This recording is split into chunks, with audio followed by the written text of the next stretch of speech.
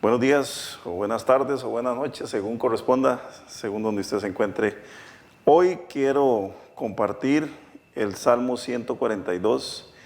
Si lo tiene por ahí en su Biblia, le voy a pedir que lo abra. Voy a leérselo en la nueva versión internacional, que dice así: a voz en cuello al Señor le pido ayuda. A voz en cuello al Señor le pido compasión.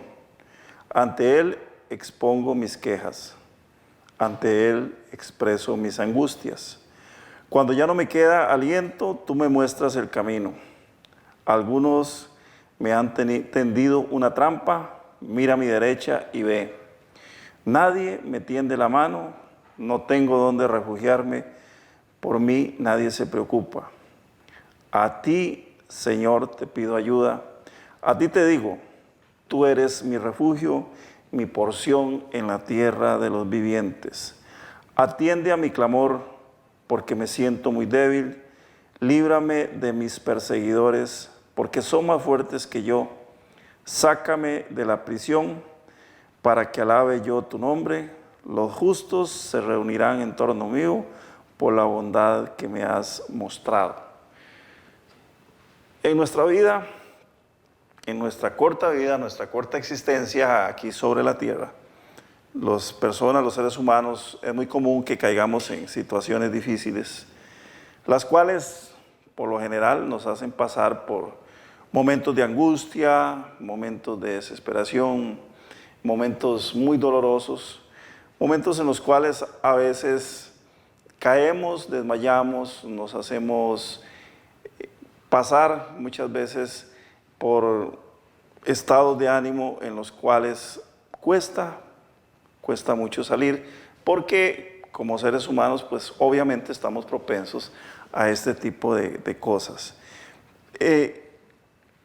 Estos momentos diferentes, estos momentos difíciles en nuestra vida, digo diferentes porque me refiero a que no es lo mismo estar uno contento, estar uno alegre, caminar por ahí, visitar a los amigos o ver a algún amigo, sentarse a hablar con él, compartir una cena, tomarse un café, tomarse un refresco, tantas cosas bonitas que son.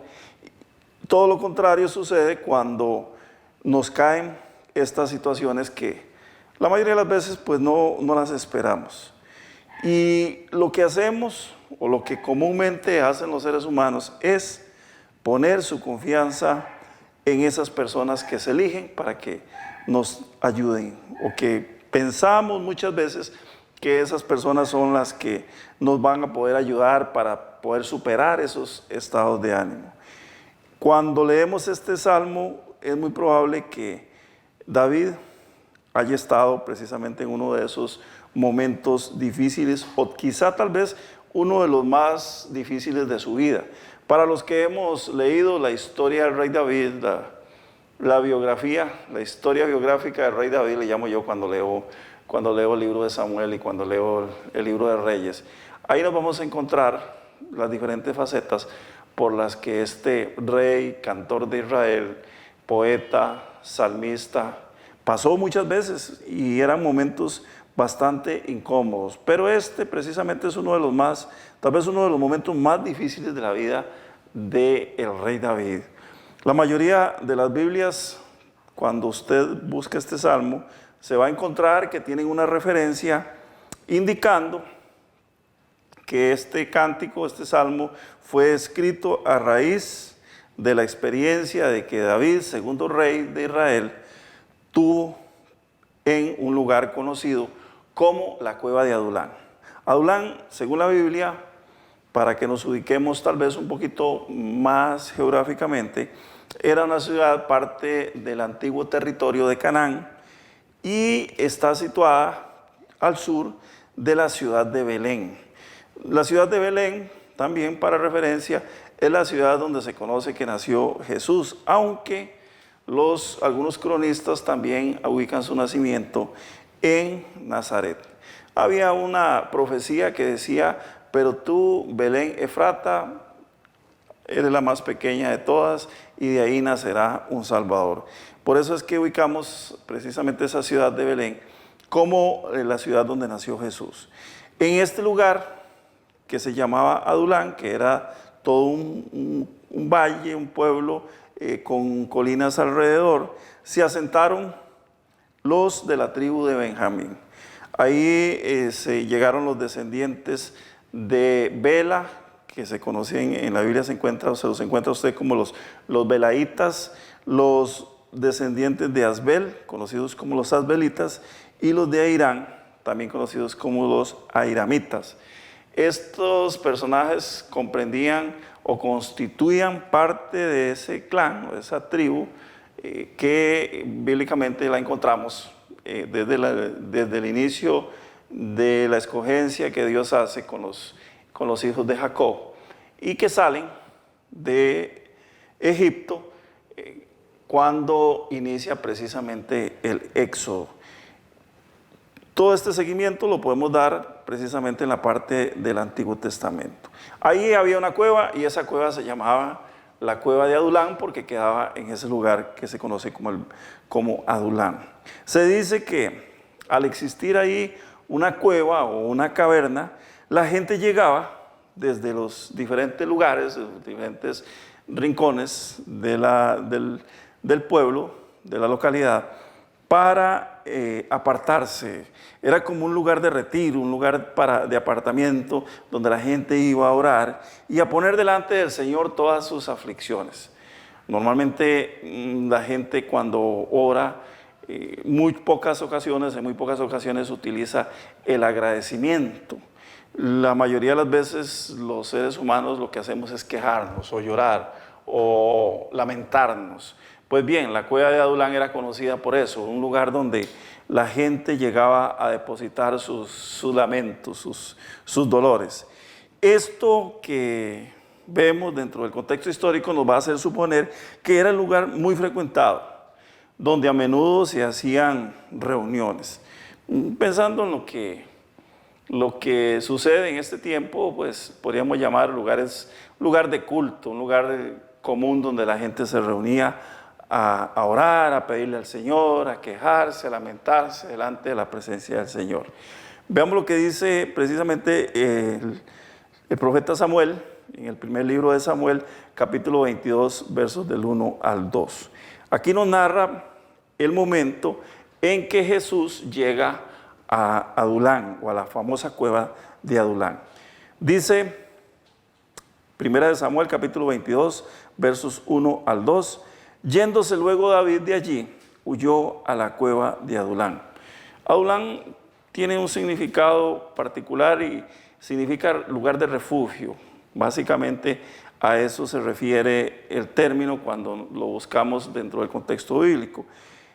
Continúa diciendo el texto, y cuando sus hermanos y toda la casa de su padre lo supieron, vinieron allí a él, y se juntaron con él todos los afligidos y todo el que estaba endeudado, y todos los que se hallaban en amargura de espíritu, y fue hecho jefe de ellos, y tuvo consigo como 400 hombres. Wow, aquí nos encontramos una situación muy particular, porque él llega a buscar refugio y de pronto se encuentra con que termina teniendo un ejército. Pues esta experiencia en aquel lugar, como podemos ver, para el rey David no fue para nada acogedor, porque él tal vez llegó buscando refugio y sin embargo pues tuvo una experiencia totalmente diferente. A veces nosotros planeamos, a veces nosotros hacemos cálculos o buscamos resolver nuestros problemas de alguna manera o confrontarnos a nosotros mismos dentro de las diferentes situaciones que pasamos, pero resulta que los planes de Dios son otros. Y aquí Dios le cambia drásticamente el plan al rey David. Se lo resumo más o menos de esta forma. David inicia su trajín, este problema que tenía en este momento de la historia, cuando era perseguido por su suegro. Su suegro era el rey Saúl. David había llegado a la cueva de Adulán. Bueno, todos sabemos que a David estaba en el palacio, custodiaba, le ayudaba al rey en muchas cosas, le tocaba el arpa cuando el rey Saúl se sentía angustiado, pero resulta que en un momento de su vida el rey Saúl comienza a sentir celos, porque la gente quería mucho a David, la gente trataba siempre a David de una manera diferente. Y de pronto surgió por ahí un canto que la gente del pueblo decía: Saúl mató a sus miles y David a sus 10,000. Y entonces el rey Saúl decía: bueno, ¿cómo es posible que no me den la gloria a mí y se la estén dando a David, que es simple y sencillamente uno de mis siervos? Pues bueno, Saúl comienza a perseguir a David y ahí se desata toda esta historia, en donde David sale huyendo y llega a Adulán y se refugia en la cueva. Había llegado en ese momento a la cueva de Adulán. Representó para David, por supuesto, un refugio muy importante, porque al igual que David y toda la demás gente que llegó, podemos ver que era gente desahuciada por la sociedad. Esto era conocido como un lugar para apartarse y para hacer oración, ya lo dije anteriormente, pero el texto bíblico dice que tan pronto David llega a la cueva, se le une toda su familia y la casa paterna. Por supuesto que ellos, cuando se dieron cuenta del conflicto que había entre el rey Saúl y David, lo lógico que llegaron a pensar es que David iba a generar precisamente descontento hacia ellos, hacia la casa paterna, hacia el papá, los hijos, los hermanos y todos los que con él estaban, y deciden ir a buscar a David y refugiarse con él. Llegan a la cueva David y luego llega su familia, todos los de la casa paterna, dice la Biblia. ¿Qué significa esto? Bueno, significa que también llegaron los esclavos, los libres, que eran parte de la casa de Isaí. Isaí era el padre de David. Pero también, además de su familia, además de la familia del rey David, se le une al grupo gente que llegaba de diversos lugares y que tenían grandes problemas. Y la Biblia los describe de una manera muy particular, porque dice así: ellos eran los afligidos, los que estaban endeudados, los que se hallaban en amargura de espíritu, y David fue hecho jefe de ellos. O sea, ellos lo eligieron como jefe. Y a raíz de esa situación, David va a tener consigo como 400 hombres. O sea, aquí forma su primer ejército. Pero ¿qué ejército más particular se forma alrededor del rey David? No eran personas, no eran guerreros, gente sana de mente, gente dispuesta a luchar por la causa común que ellos tenían en ese momento, sino que era gente que por diversas circunstancias se unen a David. Ya no tenían nada más que hacer, no tenían otra escapatoria y llegan huyendo de la situación que estaban viviendo. Imagínese usted lo que es estar en problemas, irse a refugiar a un lugar para tratar de buscar paz, tranquilidad, para tratar de buscar, por supuesto, comunión con Dios, tratar de orar a Dios, y que se le una a uno un poco de gente con muchos problemas. Y encima de esto, que lo elijan como el líder, que lo elijan como la cabeza de ese grupo de gente que podemos decir desechada o desahuciada de la sociedad.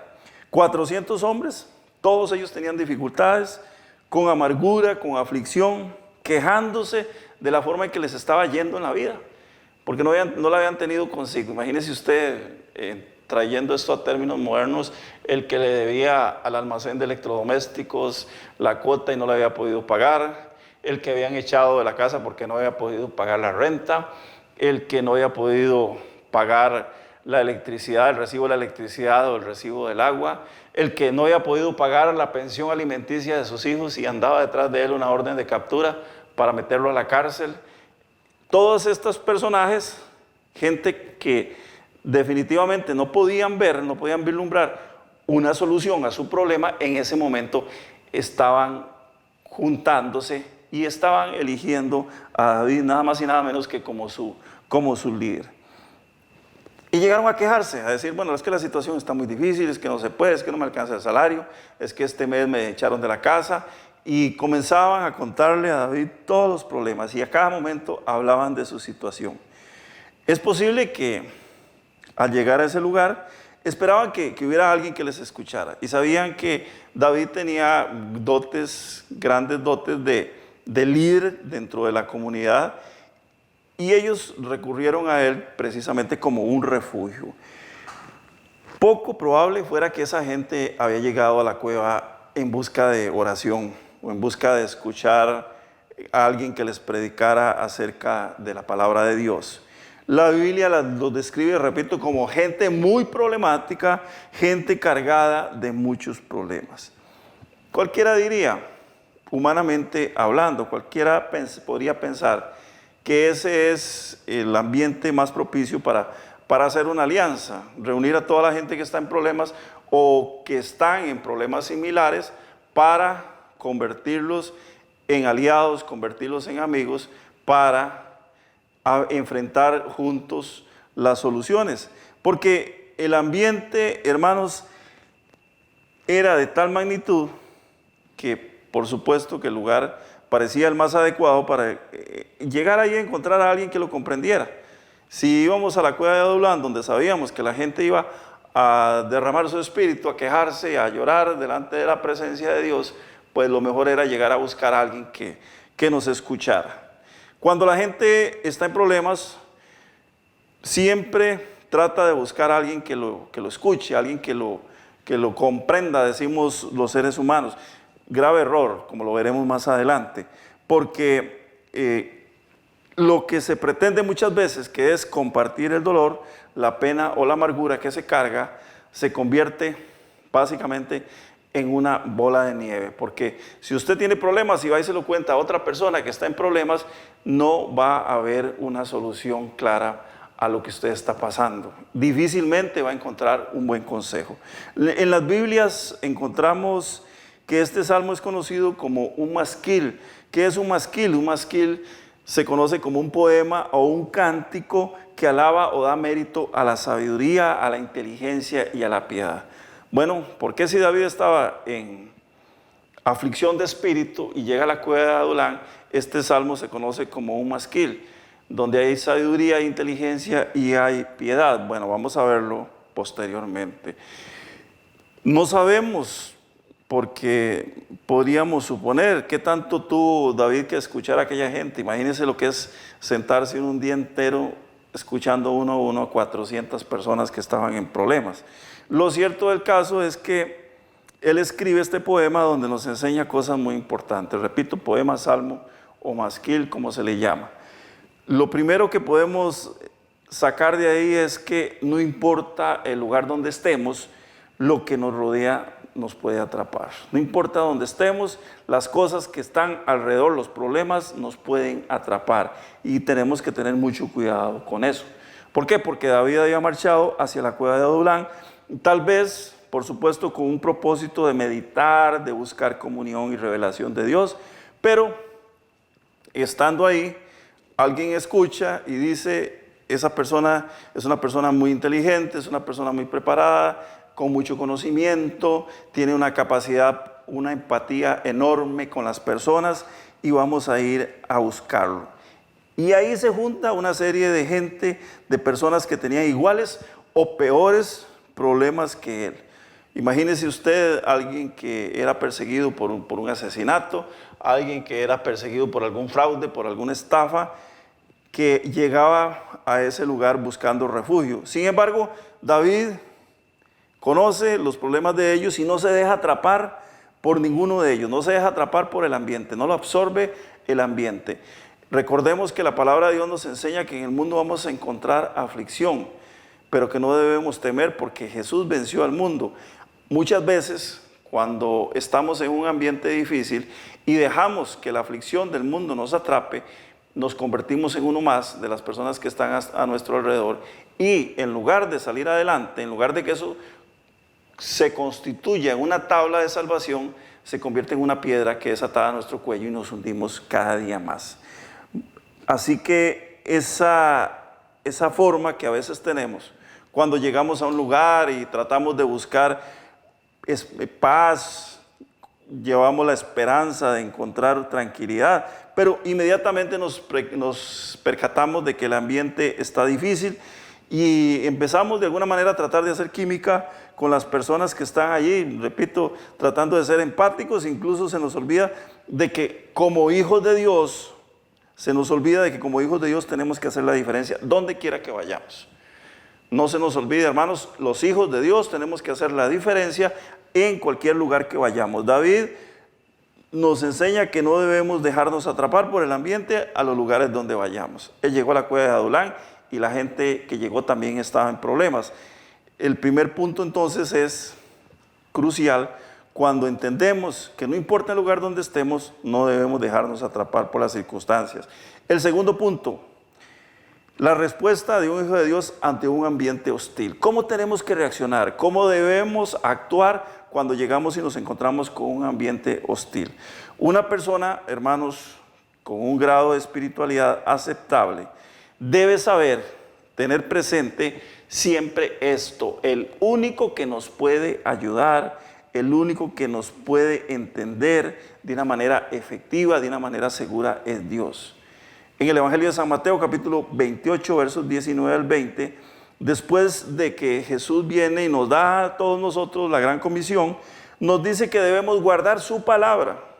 Debemos guardar su palabra, lo cual nos hará efectiva la promesa que Él nos regala de que nos va a acompañar siempre.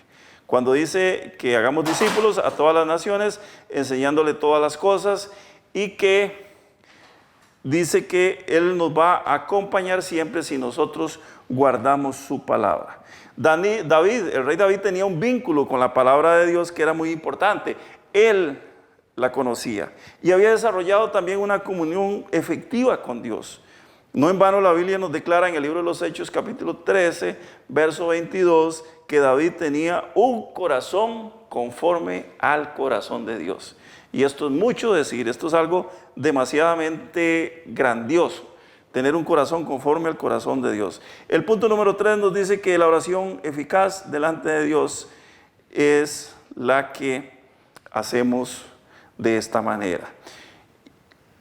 Tome en cuenta que las mejores oraciones son las que realizamos con el corazón dispuesto a expresar total sinceridad delante del Señor. Jesús dijo en Mateo 6:6, esto es algo que muchas veces se ha malinterpretado. Él dice en Mateo 6:6, mas tú, cuando ores, entra en tu aposento y cerrada la puerta, ora a tu Padre que está en secreto, y tu Padre que ve en lo secreto te recompensará en público. Ya sabemos que los religiosos en el tiempo de Jesús tenían la costumbre de hacer oraciones públicas, pegando gritos, haciendo grandes alardes, para que los demás los observaran. Y de esa manera presumir que eran seres muy espirituales, que eran personas muy espirituales. Pero si revisamos con cuidado el texto, nos vamos a encontrar que el modelo de Jesús es diferente, muy diferente.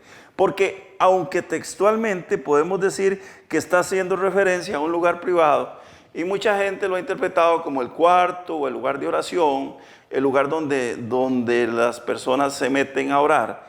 Y esto no está mal, también es una buena interpretación, donde podamos estar a solas con Dios. También esta parte podemos interpretarla como una comunión íntima que desarrollamos entre el que ora y el Padre, nuestro Padre Dios. Es decir, un momento privado, un momento de intimidad con el Señor, donde nuestra puerta, que es la comunicación al mundo exterior, todos sabemos que cuando salimos al mundo exterior abrimos una puerta y nos vemos involucrados en una serie de situaciones. ¿Por qué? Porque nos estamos relacionando con las personas que están a nuestro alrededor.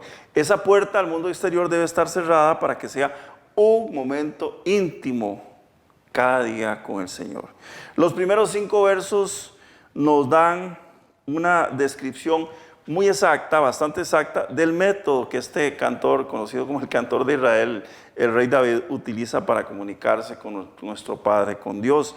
En el verso 1 dice, a voz en cuello, estamos por supuesto en el Salmo 142, dice, a voz en cuello, verso 1, al Señor le pido ayuda, a voz en cuello, al Señor le pido compasión.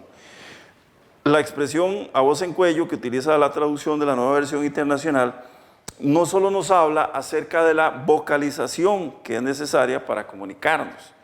Nos comunicamos en nuestro idioma, vocalizamos, es decir, hablamos, hilamos frases, palabras que vamos diciendo de manera ordenada, lógica y coherente, pero esta expresión no solamente se refiere a eso, sino que también al momento de intimidad, donde el que ora, recordemos que orar es hablar, es mantener una comunicación con nuestro Padre Celestial. En ese momento de oración, esa persona que ora habla con el Padre, pero es importante entender que esa oración tiene que ser una oración sincera con Dios. Recordemos que Dios nos conoce porque Él es omnisciente, pero también Él requiere que le expresemos nuestras peticiones. Él requiere que nosotros hagamos uso del libre albedrío que Él nos dio para que le pidamos su intervención divina en nuestros asuntos, su intervención divina en nuestra vida. La mayoría de las veces la gente dice, bueno, Dios sabe lo que yo ocupo, lo que yo conozco. Y a veces en los grupos de oración que la gente suele llegar a hacer peticiones, yo quiero que oremos para que Dios me conceda lo que le he pedido, o a poner delante del Señor mis peticiones.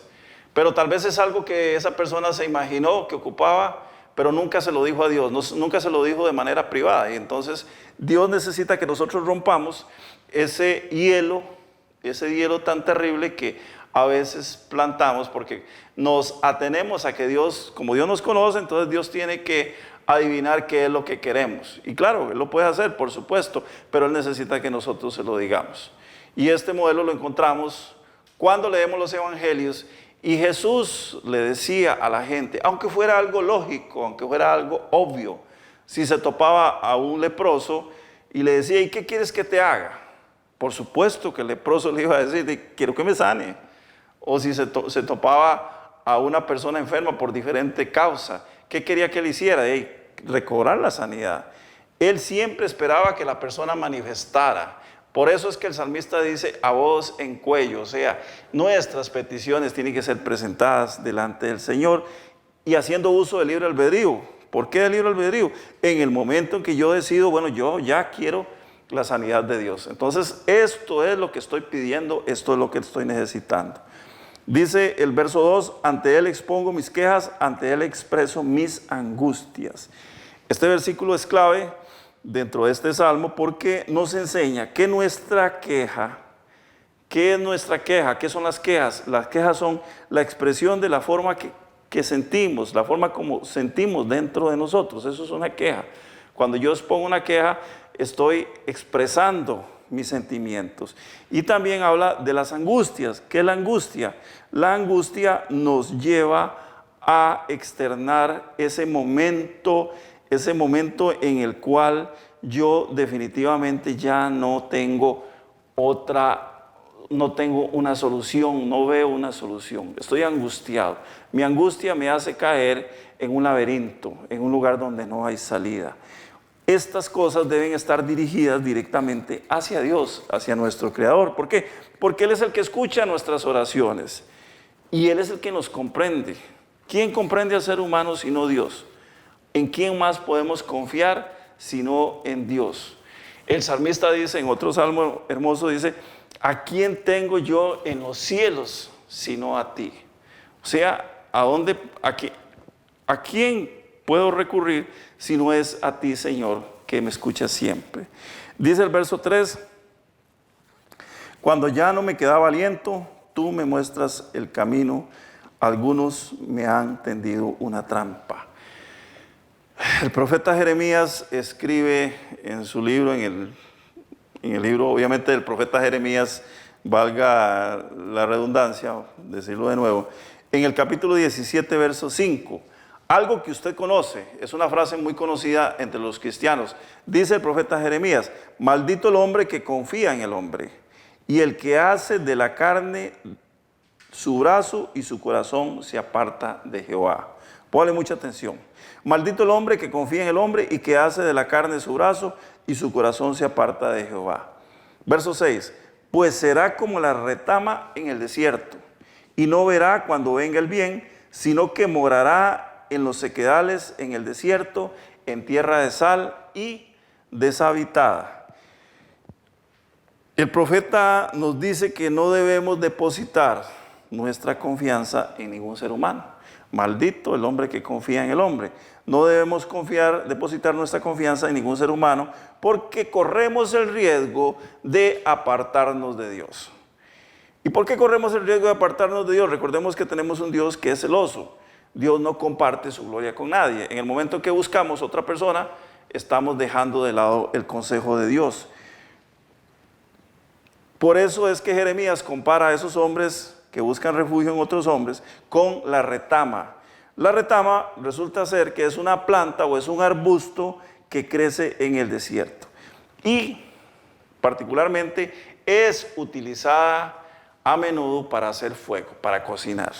Se corta y se echa al fuego, se quema. La gente que se nos acerca para escucharnos, muchas veces lo que quieren es hacernos caer o hacernos deslizarnos para que el enemigo nos atrape y para que seamos desechados por Dios. ¿Qué es lo que busca el enemigo? Que seamos desechados por Dios. Lo hemos venido diciendo. ¿Cuál es el área en la cual el enemigo trabaja en los creyentes? En el área de la fe. ¿Por qué? La palabra de Dios nos enseña que sin fe es imposible agradar a Dios. En el momento en que usted deje su confianza en el Señor y deposite su confianza en un ser humano, en ese momento está perdiendo la fe. Luego el verso 4 nos dice, el salmista está en una íntima reunión con el Señor, está profundamente metido en esa oración que él está haciendo, en esa comunicación que está haciendo con el Señor, y le dice al Padre: mira a mi derecha y ve, nadie me tiende la mano, no tengo dónde refugiarme, por mí nadie se preocupa. Eso es, en términos nuestros, un pobrecito yo. A nadie le importo, no tengo de dónde agarrarme. Cuando vamos a ver, esto lo vamos a ver en la próxima sesión, en el próximo video, la segunda parte de este mensaje, nos vamos a encontrar que son muy pocos los que en realidad van a ser de provecho para nuestra vida. Son muy pocos los seres humanos que en realidad van a ser de provecho para nuestra vida, para nuestra alma.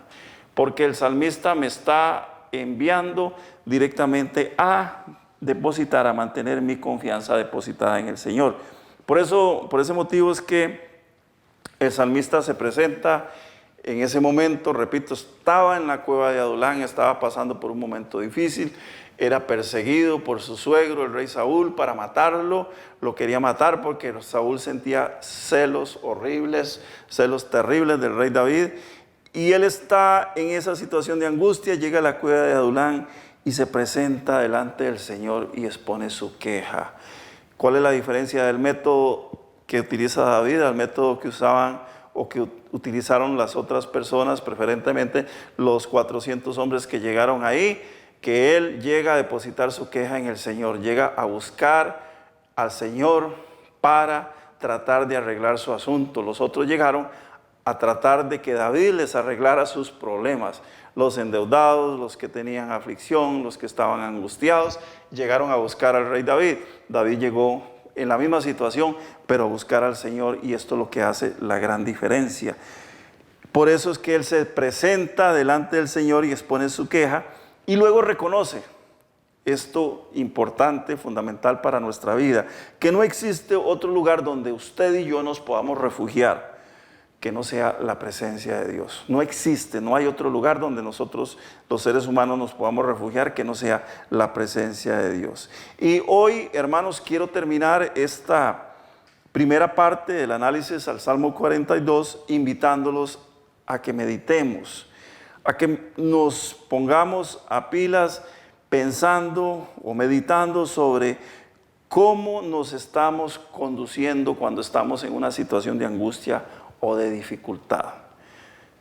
Estamos viviendo tiempos duros, tiempos muy difíciles, donde constantemente recibimos ataques del enemigo, donde constantemente somos perseguidos, donde constantemente somos angustiados, y vamos a estar sufriendo estos embates día a día.